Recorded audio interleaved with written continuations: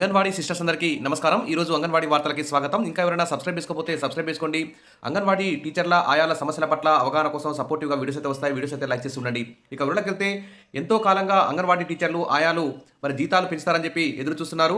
వివిధ రకాల ప్రభుత్వ ఉద్యోగులకు వారికి 5 ఏళ్లకోసారి పీఆర్సీలు, అప్పుడప్పుడు డీఏలు మరి ప్రభుత్వాలైతే పెంచుతూ ఉంటాయి. మరి అంగన్వాడీ టీచర్లకు, ఆయాలకు జీతాలు పెంచక చాలా సంవత్సరాలైంది. ఇప్పుడు కేంద్ర ప్రభుత్వం ప్రవేశపెట్టిన బడ్జెట్‌లో కూడా అంగన్వాడీ టీచర్లకి, ఆయాలకి మొండి చేయి చూపించింది.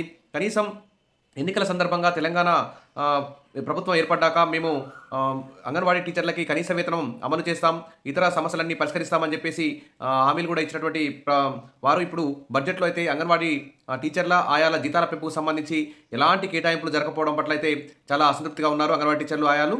దీనికి సంబంధించి మరి ఇక్కడ సంక్షేమానికి గ్యారంటీ బడ్జెట్ 2025-26 దాదాపు 3 లక్షల కోట్ల పైగా బడ్జెట్ అయితే ప్రవేశపెట్టారు.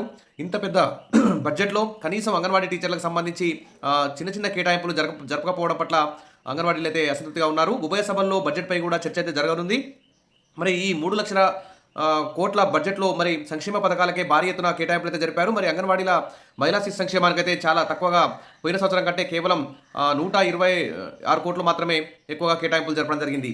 ఇక్కడ చూస్తే ఇక్కడ తెలంగాణ బడ్జెట్ స్వరూపం చూస్తే ఇక్కడ ఒక్కొక్క శాఖకు వేల కోట్లలో కేటాయింపులు జరిపారు. ఇక్కడ చూడండి, ఎస్సీ సంక్షేమానికి 40,232 కోట్లు. మరి ఈ 40,032 కోట్లలో ప్రతి శాఖకు కేటాయించిన ఈ వేల కోట్ల బడ్జెట్లో ఒక 10-20 కోట్లు పక్కకు పెడితే అంగన్వాడీలకు సంబంధించిన అన్ని ఆర్థిక సమస్యలు పరిష్కారం అయ్యాయి. ఇప్పుడు ఎస్సీ సంక్షేమంలో 40,232 కోట్లు కేటాయించారు. ఈ 232 కోట్లలో ఒక 32 కోట్లు పక్కన పెడితే తర్వాత పంచాయతీరాజ్ శాఖకు 31,605 కోట్లు. ఇందులో కనీసం ఒక 10 కోట్లు పక్కన పెట్టి వ్యవసాయ శాఖకు 34,000 కోట్లు, ఇందులో ఒక 10 కోట్లు. ఈ విధంగా ఒక్కొక్క శాఖ కేటాయించిన కేటాయింపుల్లో ఒక 10 కోట్లు, 5 కోట్లు పక్కన పెట్టినా కానీ అంగన్వాడీ టీచర్ల, ఆయాలకు సంబంధించి చాలా ఆర్థిక సమస్యలు పరిష్కారం అయ్యాయి. మరి బడ్జెట్పై ప్రభుత్వాన్ని నిలదీస్తాం, చలించకుంటే ఆందోళనలు, ధర్నాలు అంటూ ఇక్కడ ప్రతిపక్షాల వారు కూడా ఇక్కడ ప్రభుత్వం మీద ఆందోళన అయితే చేస్తున్నారు. మరి అంగన్వాడీలు కూడా అనేక సార్లు సమ్మెలు, ధర్నాలు, పోరుబాటు అయితే పట్టారు. మరి ఐసీడీఎస్ నిర్వీర్యం చేస్తే ఊరుకోబోమని హెచ్చరిక కూడా చేస్తున్నారు. తర్వాత పీఎంశ్రీ మొబైల్ సెంటర్లు కూడా రద్దు చేయాలని డిమాండ్ చేస్తున్నారు. డిమాండ్లను పరిష్కరించాలని ఇటీవలే కలెక్టరేట్ల ఎదుట కూడా అంగన్వాడీ టీచర్లు, ఆయాలు ధర్నాలు కూడా చేస్తున్నారు.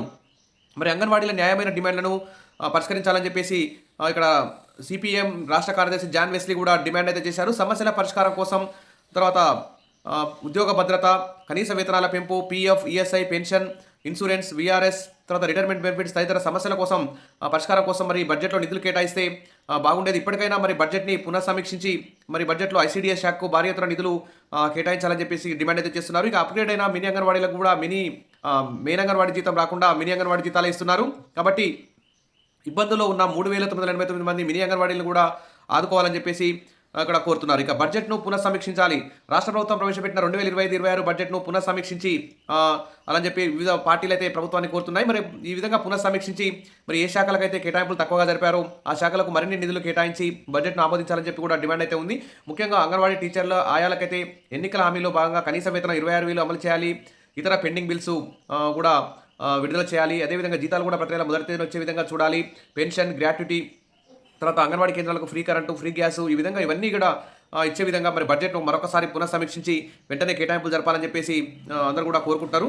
మరి ప్రభుత్వం ఆ దిశగా మరి అంగన్వాడీలకు కనీసం ఉగాది పండుగ లోపైన కనీసం వీరి యొక్క కనీస వేతనాలకు సంబంధించి ఎన్నికల హామీని నెరవేర్చమని అడుగుతున్నారు. కాబట్టి వారి యొక్క కోరికలన్నీ తీరుస్తుందని చెప్పి ఆశిద్దాం. Vishal the best. మరిన్ని అప్డేట్స్ కోసం మన ఛానల్ని సబ్స్క్రైబ్ చేసుకోండి, వీడియోస్ అయితే లైక్ చేస్తూ ఉండండి. Thank you.